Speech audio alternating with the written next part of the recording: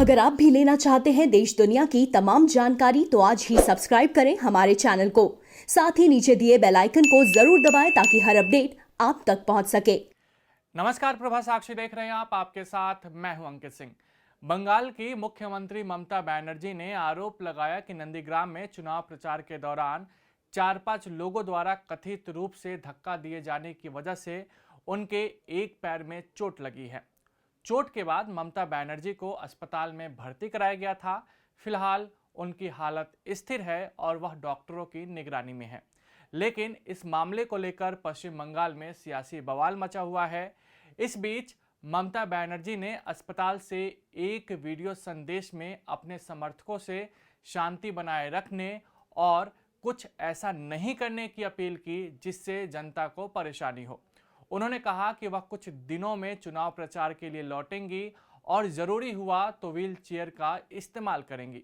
इससे पहले बनर्जी ने आरोप लगाया था कि जब वह कार में सवार हो रही थी तो 4-5 लोगों ने उन्हें धक्का दिया था।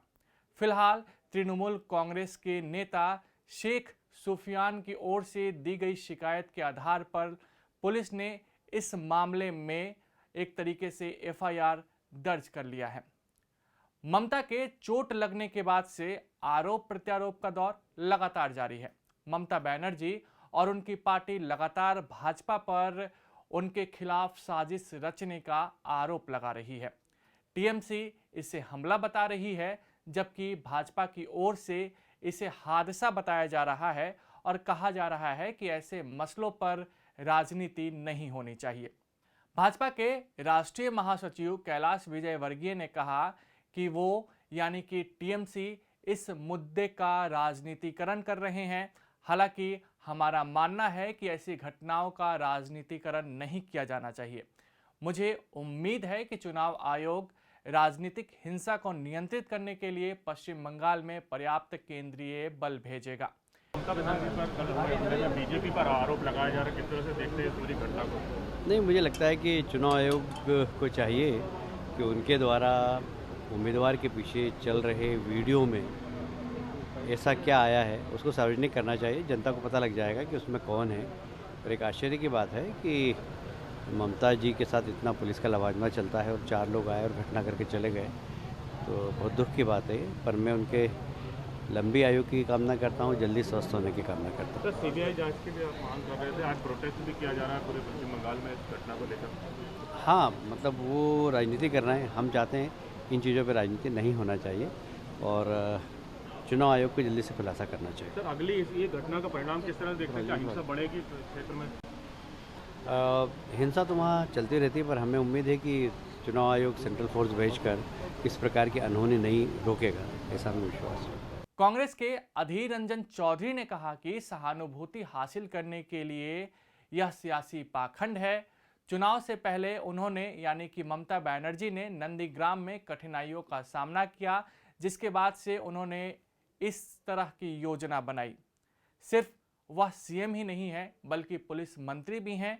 क्या आप मान सकते हैं कि पुलिस मंत्री के साथ कोई पुलिस ही ना हो? अगर कॉन्स्पिरेसी है तो सीबीआई को बुलाओ, कॉन्स्पिरेसी है एनआईए को बुलाओ, कॉन्स्पिरेसी है सीआईडी को बुलाओ, कॉन्स्पिरेसी है स्पेशल इन्वेस्टिगेशन टीम बनाओ। क्यों नहीं करते? सिर्फ कॉन्स्पिरेसी कॉन्स्पिरेसी कॉन्स्पिरेसी बहाना बना के आम लोगों को भावना को तुम खींचना चाहती हो। नहीं, एक पुलिस मंत्री, उस समय पुलिस कहाँ थे, सीसीटीवी कहाँ गई थी, ये सारा निकालो ना। निकालने से दूध में दूध और पानी में पानी अलग हो जाएगी, लेकिन ये वो नहीं करेगी, इसलिए कि नज़दीक चुनाव आ गए हैं, दरवाज़ा चुनाव खटखटा रही है। वो जहाँ खड़ी हुई है वो चुनाव कई दिनों के अंदर वहाँ चुनाव होगी, तो इसलिए चुनाव होने के पहले उनको ये लगी कि स्थिति नाजुक है, तो नाजुक स्थिति होने के चलते उन्होंने एक बहाना बनाना जरूरी समझी और ये बहाना बना के ये आक्रमण हुआ, कॉन्स्पिरेसी हुआ, ये हुआ, मारने का कोशिश हुआ, वगैरह वगैरह बहाना बना के आम लोगों को भावना को अपने पक्ष लाना चाहते हैं। बस यही मुद्दा है। नहीं तो बंगाल में पुलिस मंत्री होते हुए उनके साथ पुलिस नहीं रही, ये सुनने में हंसी आएगा और क्या आएगा। ये हास्यास्पद होते हैं, ये सिंपली ये रिडिकुलस है, हास्यास्पद एक मुद्दा बना दिया है। ये एक बहाना बना के चुनाव जीतने का कोशिश कर।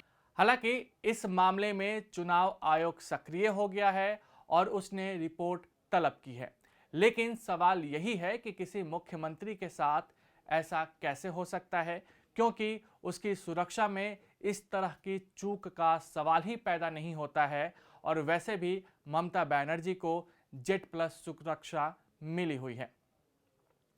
प्रत्यक्षदर्शियों की माने तो जिस तरह से इस मामले को लेकर राजनीति की जा रही है और टीएमसी की ओर से भाजपा पर आरोप लगाए जा रहे हैं, वैसा नहीं है। तभी भाजपा को भी इससे राजनीतिक लाभ लेने के संकेत मिल रहे हैं।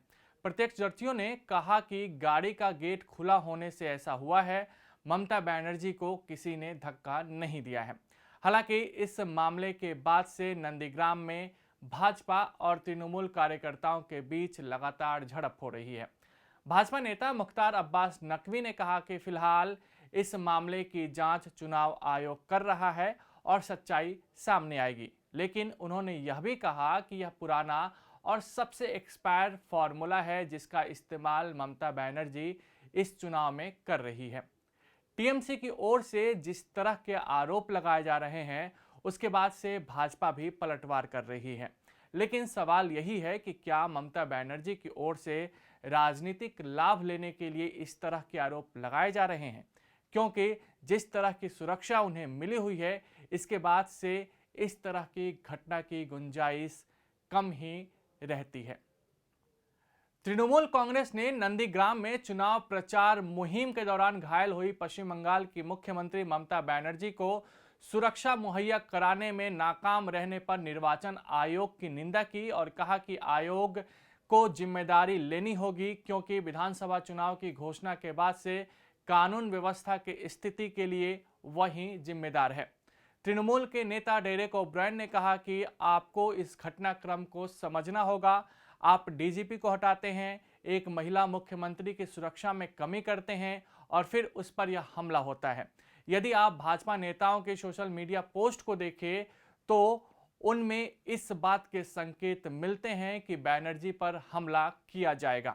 What happened yesterday was and caused grievous injury to a Z category protectee. It's also, she's the chief minister, she's India's only woman chief minister, but she's a Z category protectee. What is going on? Where does the buck stop? How far can this go? This is still not president's rule. This is still not a union territory. The hard questions have to be answered, and those responsible for this heinous incident need to be brought to book.